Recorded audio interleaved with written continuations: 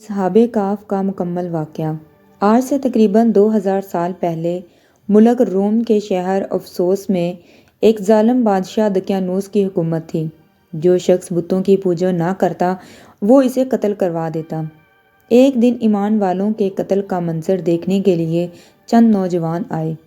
اللہ عز و جل نے ان کی آنکھوں سے پردے ہٹا دیے تو انہوں نے دیکھا کہ جس مومن کو بھی قتل کیا جاتا فرشتے آسمان سے اترتے اور اس کی روح کو اپنے ساتھ لے جاتے۔ یہ ایمان افروز منظر دیکھ کر وہ سب نوجوان ایمان لے آئے۔ بادشاہ دقیانوس کو سفر پر جاتے ہوئے اس بات کا علم ہوا۔ اس نے انہیں 3 دن کی مہلت دی کہ میرے واپس آنے تک ایمان سے پھر جاؤ ورنہ تمہیں قتل کر دیا جائے گا۔ تیسرے دن یہ صاحب ایمان نوجوان کچھ مال لے کر رات کے وقت شہر سے رخصت ہو گئے۔ راستے میں انہیں اپنے خاندان کی بکریاں چرانے والا ایک چرواہا ملا جسے انہوں نے اپنا ماجرا بیان کیا اور اسے بھی ایمان کی دولت دی۔ چرواہے نے ایمان قبول کیا اور ان کے ساتھ شامل ہو گیا۔ چرواہے کا رکھوالی کرنے والا کتا بھی ساتھ ہی چل پڑا۔ یہ سب سفر کرتے کرتے صبح کے وقت شہر سے تقریباً 6 میل دور ایک غار میں پہنچے اور کھانا کھا کر سو گئے۔ یہی وجہ ہے کہ انہیں اصحاب کہف یعنی غار والے کہا جاتا ہے۔ غار بند کر دیا گیا۔ بادشاہ دقیانوس کو سفر سے واپسی پر اصحاب کہف کے غار میں پناہ لینے کا پتہ چلا تو اس نے غار کے منہ پر دیوار بنوا دی تاکہ وہ بھوک اور پیاس کی وجہ سے یہی انتقال کر جائیں اور یہی غار ان کی قبر بن جائے۔ جس حکومتی ملازم کو یہ کام دیا گیا اس نے اصحاب کہف کے نام، تعداد اور ان کا پورا واقعہ عمدہ قسم کے سیسے، ایک سیاہی مائل نیلے رنگ کی دھات جس سے بندوق کی گولیاں اور چھرے وغیرہ بنائے جاتے ہیں، فیروزۃ الصاغ سے بنی تختی پر لکھوایا اور اسے تانبے کے ایک صندوق میں بند کر کے دیوار کی بنیادوں میں رکھوا دیا۔ اصحاب کہف تقریباً 309 سال تک مکمل سوئے رہے۔ اس دوران کسی بھی آواز کے سبب ایک لمحے کے لیے بھی بیدار نہ ہوئے۔ اس عرصے میں کئی بادشاہ آئے اور گئے، یہاں تک کہ ایک نیک دل بادشاہ بدروس کی حکومت آئی۔ اس کے زمانے میں کئی فتنے اٹھے جن میں سے ایک یہ بھی تھا کہ مرنے کے بعد دوبارہ زندہ ہونے اور قیامت آنے کا کچھ لوگ انکار کرنے لگے۔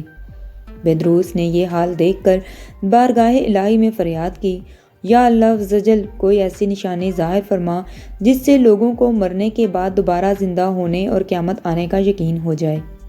چنانچہ اللہ عز و جل نے بادشاہ کی دعا قبول یوں فرمائی کہ ایک چرواہے نے اپنی بکریوں کو آرام کے لیے اس غار کو چنا اور لوگوں کے ساتھ مل کر غار کے منہ پر بنی دیوار کو گرا دیا۔ دیوار گرتے ہی لوگوں پر ایسی ہیبت طاری ہوئی کہ یہ سب وہاں سے بھاگ کھڑے ہوئے۔ دیوار گرنے کے بعد اصحاب کہف بیدار ہو گئے۔ حالت ایسی تھی جیسے ایک رات سوئے ہوں۔ چہرے تر و تازہ اور کپڑے بالکل صاف ستھرے تھے۔ نیز ان کا کتا غار کے کنارے کلائیاں پھیلائے لیٹا تھا۔ اصحاب کہف صبح کے وقت سوئے تھے اور جب اٹھے تو سورج ڈوبنے میں کچھ وقت باقی تھا۔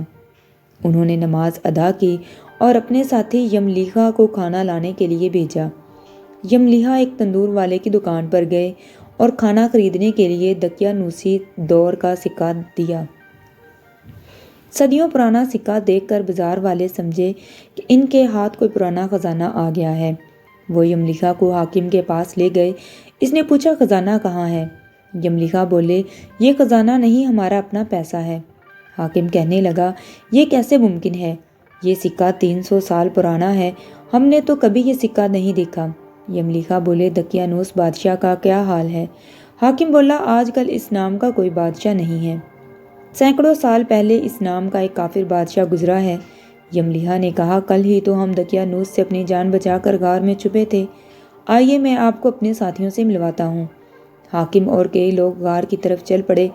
غار میں موجود اصحاب بھی جب لوگوں کی آواز سنی تو وہ سمجھے کہ یملیحہ پکڑے گئے ہیں اور دقیانوسی فوج انہیں بھی پکڑنے آ رہی ہے۔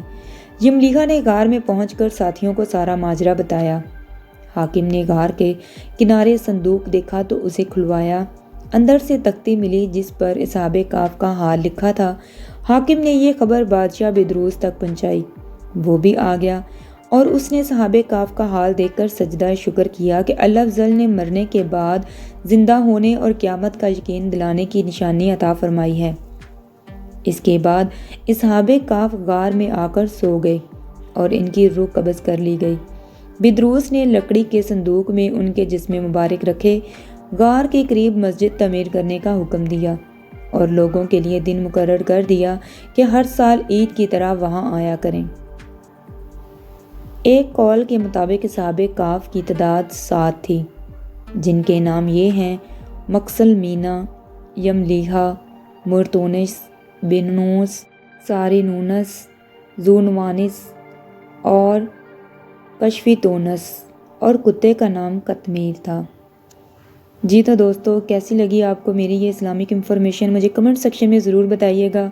ویڈیو کو لائک کریں، شیئر کریں، میرے چینل کو سبسکرائب کریں تاکہ اسی طرح کی مزید اسلامک انفارمیشنز، اسلامک سٹوریز اور سسپینسنگ سٹوریز، خوفناک سٹوریز آپ تک پہنچ سکیں۔ تب تک کے لیے اللہ حافظ۔